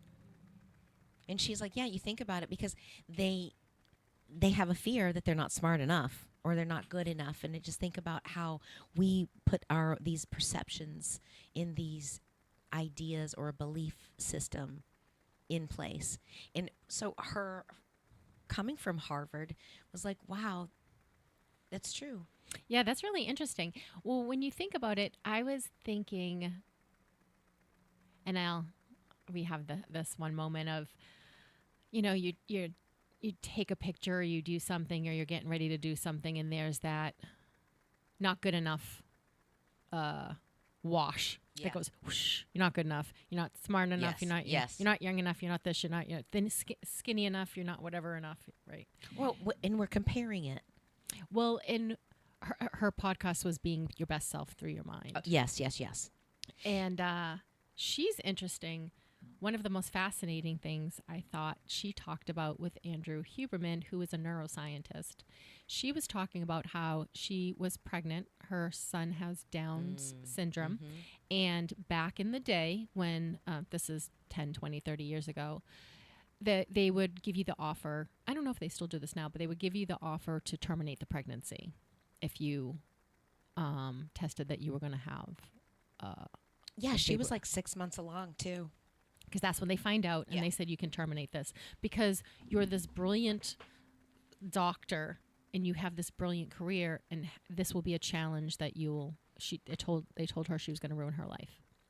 But one of the things that happened to her when she was pregnant is her husband was traveling overseas, and she would dream, and it would be at night, and she would visually see like a plane in a thunderstorm, or she would see something. She would talk to her husband the next day, and he would tell her he was on a plane and they flew through this thunderstorm, and she could see it in her mind. And then they started talking about the neuroscience of like almost like a telepathy. And I've had that experience where I'm thinking of someone, and they call. Or I'm thinking of someone, and I'm saying, I need to talk to them. And then I will talk to them because I'm like, I need to talk to them. And I will find out someone passed away or something happened. And I get that little bit of, it's almost like an instinctual thing, but there's some gravitational pull. And we tried that with you, Chris. We were both sending John love. We like prayed together, and I felt completely different. I did too. Like just even your chest in your body, and like you're smiling from ear to ear, and like it's such a good feeling. And I talked about it the other day. When we had our fan, met me at, came to the store and introduced himself, and like I was in such a low vibration and I just needed it. So I was like, I'm going to go I had to go to the grocery store, and I'm like, I'm going to pop in here. Retail therapy. Yes, we'll fix this. I need some retail therapy. I got to go. So later that evening, a friend of mine, Matt, he texted me. Well, I saw his phone come up. We were having a meeting at the house, and I saw his number come up, and I'm like, what? It's literally been like 10 years maybe. And I saw his phone. I saw it ring, and then it hung up, and then a couple minutes later he had left a text message. And so we just reconnected, and he's like, did I just hear that you were doing a radio show? And he's like, it's funny that we have the same phone number. So anyway, we just caught up, what his kids had gone through, what my kids are going through, where he's living now. And it just was, I was drawing good energy to me. I think I was drawing good energy to me. And like, just so two random out of the blue things just came to me, and I'm like, wow, that's cool. Like, yeah. I want to, what else can I, and I so want to be more intentional about that. So when this one person talked about, like every good boy deserves fudge. So this person was talking about microdosing as a way to fix the brain. And there is some science that does show that. Yes. But you do not want to do that kind of thing with just anybody. And Yes. you do not want to do it on your own. And I listened to a podcast with this journalist that I love. His name is Neil Strauss. He wrote a book called The Game, in which he taught men ways to manipulate women into being into them. Wow. And that was like 35 years ago. It's one of the best books of all time, most popular books of all time, actually, as a bestseller. And people know him as this manipulative guy trying to get women. And he's done so many things since then. But he talks about the evil shaman that microdosed a group of them against their will. And so he was talking about that, and we joke, what do you mean an evil shaman? That's not even possible. But one of the things that I think is I just talked about with a woman on a plane yesterday, because we were talking about diets, and she was talking about how she's been on this low carb diet. She lost 70 pounds, and now she hasn't been able to lose any weight. And I said, there are studies now that low carb is not necessarily great for women all the time, especially depending on where they are in their cycle. And maybe you should carb cycle, because all of the tests studies that were done on intermittent fasting as well as low carbohydrates were done on men, athlete men specifically. And just because something works for one person does not mean it works for us. Right. So just because someone has an amazing experience microdosing or an amazing experience with psychedelics does not necessarily mean that you will. There are some people who it can trip a bipolar or a schizophrenia, especially males in that 28-year-old age period. They can do certain types of, not ketamine. There's another drug. That's one of the components of Molly or ecstasy, whatever the drug. MD, yeah, that one. MDMA, someone told me MDM. I'm like, I think one of them is a plane, like MD80. Is that a plane? I don't know. Or is it a drug? I don't know. Again, don't get your We're so advice versed right. and savvy. Hi. I think it's funny that we both wore like strapless. I know, we're trying to tops keep summer today. alive. We're trying to keep summer alive. I felt like I wanted to be a little business today, and then I was like, I did try some skirts, and I was like, they just didn't have the right flair. So I'm like, no, we're doing jeans. And I am wearing this because I'm trying to manifest a boat. So being in Florida, I spend a lot of time in areas on the intercoastal, and I love that. I love the ocean, but I do love the intercoastal. And I finally saw a 60-plus foot yacht driving, like on the water. Nice. Coming in. Yeah, you always see them. You always just see them parked. Yes. And I'm like, I wanted to yell, good for you, you're out on your boat. Yeah, you're actually using it. Someone's using it, because there's all of us who don't have a boat who's like, we should take all these boats out. These boats aren't even being Yes. used. These boats aren't Like, going to come with boat this one. themselves. One of the things is These coming boats down. aren't going to sail themselves. One of the great places in Cabo, there's the marina right there, and there's some beautiful boats, and they're all like, been down there 3 times in 3 different years, and it's all the same boats still parked in the same spot. And I'm like, but it is nice to be, you can walk down and there's shops on one side, and it's like a wooden boardwalk all the way. And so it's just nice to eat dinner out there. But I'm like, man, I'd I be want happy with a that one. pontoon. I'd be happy with a pontoon boat. I will wear this on a pontoon boat. Oh, I would too. I was Absolutely. I was having a pronunciation thing. I was Wear like, it on a raft. kayaking in this outfit. Could you imagine me kayaking in this outfit? Yeah, my but strapless top kayak. I'm manifesting my boat. Actually, what was funny, Chris and I were having a conversation the other day. We were talking about a friend of ours invited us to go with them to September 14th, I think it is. It's at the Tuscan Village. They have the exotic sports car, and they have Oh, that'd be fun. it's like Concorsa Italiana or something like that, but they have like music, and they have food vendors and truck, and all the exotic cars coming in and stuff. And I was like, well, I guess we're going to be driving.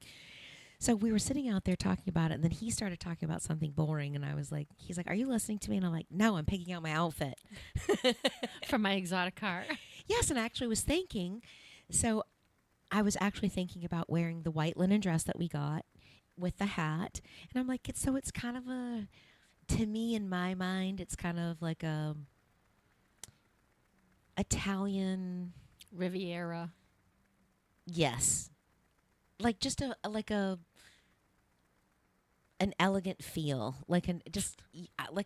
anyway. So I was trying to pick out Chris's outfit, and I was like, oh, some linen pants, and he's like, you're into this linen. He's like, but I'm like, actually, that's how I manifest it.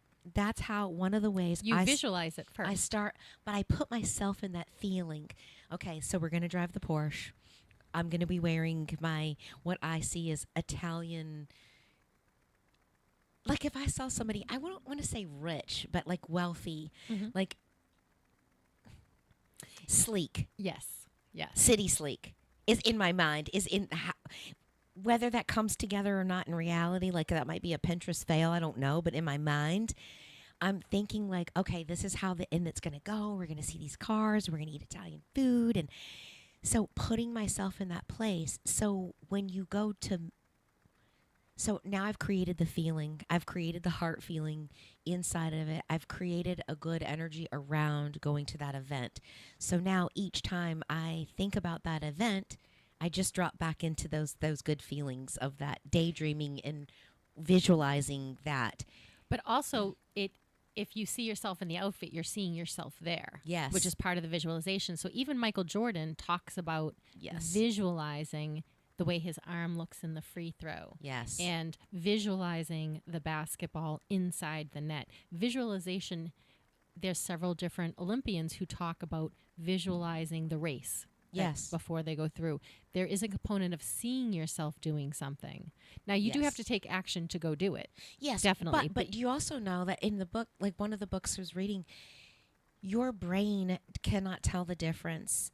Your brain, when you are feeling that euphoric, it can't separate from that when you actually do it versus when you're feeling it. It releases the same chemicals in your, it activates your body the same way as if you were really experiencing it. Mm-hmm. They've done the brain studies to show that it does. Chris was telling me that one of the books that he was reading, this guy was in prison for, he was in a cell, never played golf before in his life, and one of his ways of keeping himself sane was he would play 18 holes of golf every day. Never played golf before in his life. But he's walking the course. He's visualizing. So when he got out of prison, he shot a 72. And he never played golf. Wow. He'd never swung a club before. And I thought about, wow, that's brilliant. 18, playing 18 holes of golf, you've got to line your shot up and being able to think about each swing, where the ball goes. And he had plenty of time. Yeah. So he could he probably did 36 holes in a day. Right. That's a good 8 hours. Yeah, because he was killing time because golf is a long sport. And did he stop for lunch? Like, did he have a beer at the turn? I don't know. He did that. Hopefully he did. It's really funny, the outfit. So I wore this blue I wanted to wear something that made me feel good. So I had this pretty blue top on and black shorts because I was like, I'm not wearing, there's air conditioning in a helicopter. There's not air conditioning in fixed wing. So I was like, oh, thank God, because it was 100 degrees out. But it had all of these like dangly little things. And he's like, feel in here. Oh, and watch out for your little top there. I'm like, this might not have been the great helicopter top. I felt good in it. Okay, note to self. Note to self, not the thing with the sleeves. More tight-fitting sleeves. I don't think either one of us ever really want to be practical. I don't believe that. And I had said, I don't wear this top cooking so I don't set myself on fire. I'm now going to have to know the same tops I can't wear cooking, I also can't wear flying. Yes. Yes. So that was the conversation that Chris and I were having, and I said, he's like, when you listening to me? I'm like, no. My that sounds like ADHD math. Brain. Yeah, that sounds like math over there. I'm dreaming about clothes, but again, it was another thing. And I said, that's why clothes are so important. They empower you, or it helps you. Well, I always joke, I have an outfit for that. Yes. Do you want to go shooting IDPA? I Yes. have an outfit for that. Yes. Do you want to go do whatever? I have an outfit for that. You want to go to yoga? I have an outfit for that. Do Yes. you want to go play tennis? I have having the Yes. outfit. For some people, I joked I was at the YMCA and this guy had dress shoes on and jeans, a belt, and a button-down shirt, and he was older, and he was working out on the thing, and I said, good for him. I would need an outfit change. Yeah. I wouldn't be able to do this in my dress shoes. I don't advise. I can't do those in heels. I don't advise those shoes on the treadmill. I mean, you're in the weight section. But I think it's preparing. I think it's preparing preparing you. Your psyche. Yes, your psyche. It's empowering you. It's your armor. In some ways, it's your armor. It's I just find it empowering. Yeah, and I want to talk more about for the people who don't have that, who say when people. I'm sorry, a client just told me he had a shooting in his building. Oh no! And I saw that text message. What was I even saying? Oh, if you don't have the ADHD brain, if you don't have the brain that circles around a conversation or thinks outside the box, and you're a person who thinks inside the box, you must be so frustrated by us because you cannot see how we're getting to the finish line. Yes. And if you could for a second think, okay, they're going to end up at the same spot. They're just not going to go the same directions I go. Yeah.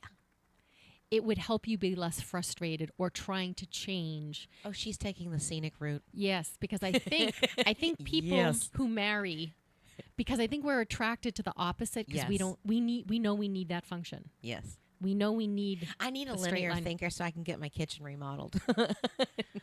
But yes, absolutely. But what happens is when you're with a spouse, when you're a parent who's linear and your kid is a different way, or the opposite, you're ADHD and your kid's really linear. When you have the opposite, there becomes a frustration point with patience of just do it the way I'm doing it. I can't. Yes. There's a part of me that can't. Yes. And if you take a curiosity and say, we're all needed here. Maybe Yes. you're needed less at this moment than Yes. I'm needed. But I'm going to come around the corner when I am banging my head, and I'm going to come and ask you something, and you're going to fix this. And that's the beauty of it. We all contribute something different. If we all contributed the same thing, the building wouldn't be built. If we all contributed the same thing, we wouldn't have roads. We wouldn't have a car. Right. We wouldn't go to the moon. We'd all have the same 3 meals. Right. And still the same 3 channels. And the same 3 channels. we need everything at all times. And if we start realizing and coming to the differences with a curiosity instead of the judgment. Right. You're not doing it right. Right. Just do it like me. I'm not going to do it like like just, you. It's. Aren't you glad I don't do everything like you? Yes. Yes. Because you also learn new ways and learn different ways and like, oh my gosh, that actually makes it easier for me. Or that makes it harder for me. That's, And I do take the hard route sometimes. I do know that about myself. Because sometimes when I was younger, things were so hard that I almost distrusted easy. So that's my learning as an adult, is unlearning that things have to be hard. Yes. Yes. So to me, I learned things the hard way. And now I'm trying to find ease. Yes.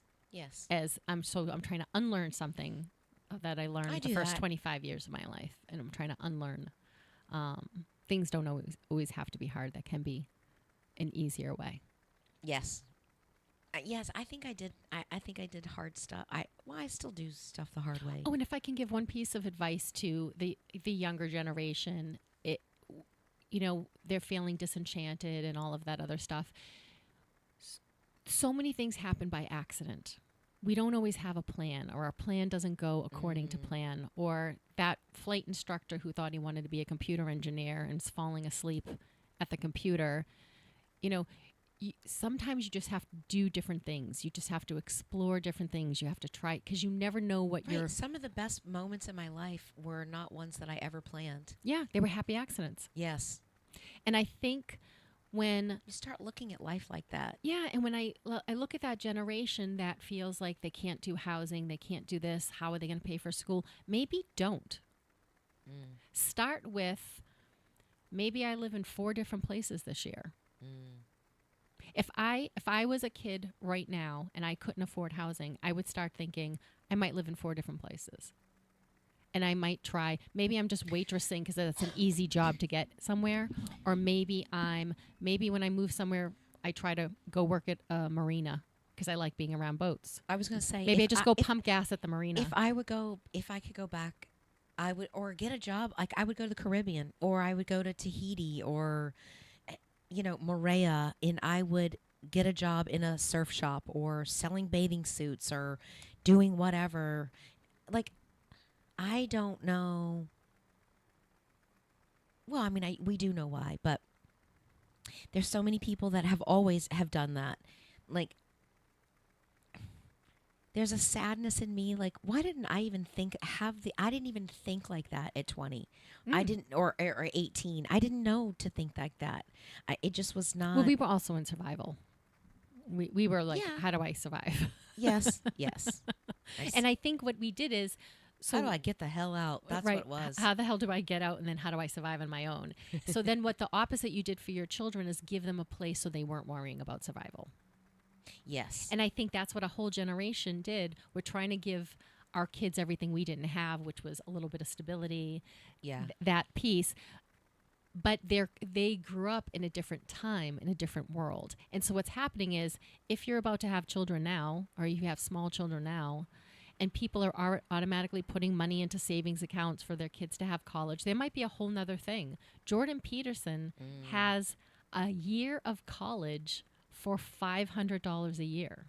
Hopefully, because he's able to use technology to get some of the smartest professors. Because what their plan is if he has 5 million people following his channel, well, at $500 a year for 5 million people, you could pay the best Harvard person, the best Stanford person, the best person on finance, the best person on this, the best person on this, and use the technology to disseminate the information to everybody. So we don't even know what the world is going to look like for our children. One of the things that my clients in real estate, they buy property now, so someone else is paying, so they have a little bit of cash flow now, but they have something that is able to sell for their children to go to college. But maybe I had clients who their children didn't go to college. I had one gentleman, he bought a single family home. This was in 2003, so it was 20 years before that. He bought a single family home, put people in it so that it was paying for itself.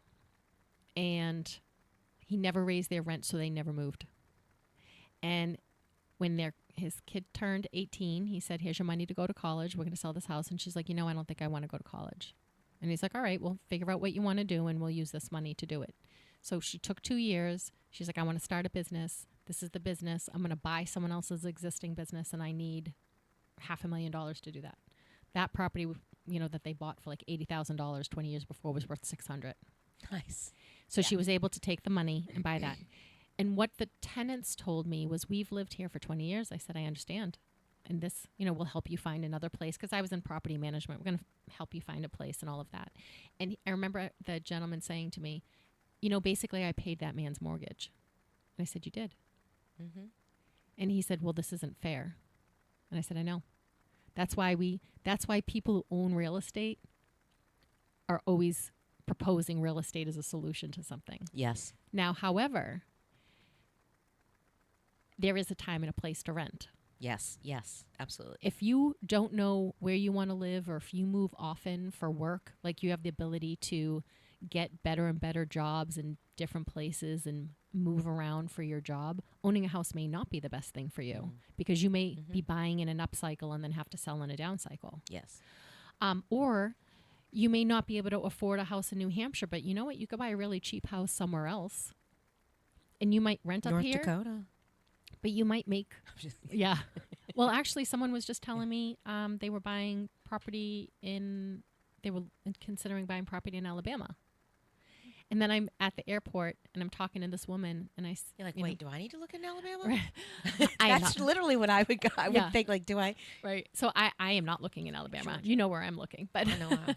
but when I talked to this woman, and she said that, I said, where are you going? Are you going on vacation? She said, no, I'm settling my son in Alabama. And I said, really? She's like, yeah, he got a job in aerospace. Who graduates college and then gets a job in their dream job? And I said, someone who has their sights really dialed in. Yeah. So then she introduced me to her son, and we were talking, and he's going to Alabama for the first time. It was just funny how several things happen at the same time, places and stuff. But I kind of got all off topic. But if we know that things are, the only thing that stays the same is change. That's the only thing we can guarantee. Our bodies change, our minds change, the world changes. All education is changing. And if we can guide the next group of people by educating them in a way that serves them well, then maybe we won't have a generation that's disenchanted to come out. Teaching them, like, who are you? Yeah. Not what do you want to be? Who do you want to be? Yeah. What kind of life? And she talks about it. I mean, I've said it a few times, but she was talking about it. Dr. Beck was talking about it on the podcast too, about like, what does your ideal day look like? And doing that, and that part of that was me manifesting like that whole, my outfit. But she's, so we should talk about the idea. We have 4 minutes. So she's, don't make the decisions based on social pressures. Make your decision based on what you think is best for you. Our whole system, that's what we've been talking about. The school system is set up to being like, we have to do, be politically correct. We have to be, we have to do what society is telling us that we have to do, instead of like, no, don't think for yourself. And then I just wrote down, like, my life is not meant to look like your life, and your life is not meant to look like my life, nor your neighbors, nor your bosses, nor your parents. And then she started talking about the state of being is always critical. And the book that we're reading now, Excuse Me, Your Life is Waiting, and Good Vibes, Good Life. So there's 3 books back to back that are all talking about feelings, about being aware of your feelings. Does this feel good? Or is this making me withdraw? How does that feel shut down? And I like the way she said, start listening to your body and then check in with your brain. Does your brain, I forgot how she said it. And she's like, and then do the math. Is it a logical, I'll find it again. So one of the things she talks about the ideal day, I started ever since that, I was like, oh, what does my ideal day look like? I have several ideal days. I actually probably have 100 different ideal days. Yes. But every day when I start to do the meditation of what my ideal day looks like, I get up and start doing something, because I now have enough experience that, well, now action is the next thing. Yes. So I don't need to sit in that ideal day for 20 minutes or a half an hour or 45 minutes. But if you don't know what you even want, that process of ideal day may take an hour. Yeah. But it would mean an hour off your phone. Yeah. It would mean an hour not on social media, an hour not on Netflix, an hour not reading a book. It's sitting still with yourself. Find a place where you like doing it. Well, go to a beach, go to a lake, go someplace where you like sitting without a distraction. Maybe it's a park. Maybe it's a baseball game. Because, life is really answering any questions you have through exploration. It's through action and exploration. Yes. In which it's easier to find that than just coming up with an idea, because you don't know everything you don't know. One of the things Neil Strauss said, that journalist, he writes for Rolling Stones, he's written books, he says, if I could explain to everybody that everything I have in my life has been through happy accidents. Mm-hmm. I didn't plan any of this. And he said to his interviewer, did you plan this? Right. And our lives are always changing. And a little bit of that is, if you're going in the wrong direction, stop going in the wrong direction. Right. Pivot.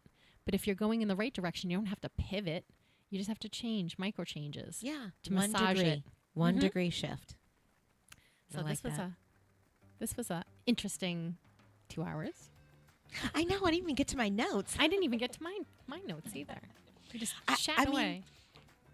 I'm here because of a happy accident. I never thought that I would be in New Hampshire, especially now for 30 some years. You didn't know you were going to be on a radio show, hosting a radio show. Yes. So I encourage you this week to start your day with asking yourself, what does your perfect day look like? Yes. And then join us next week.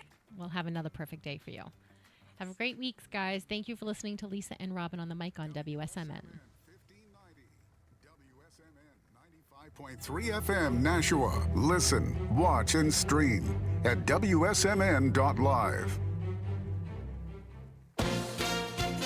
ABC News, I'm Sherry Preston. At the Democratic National Convention tonight, Vice President Kamala Harris will deliver the biggest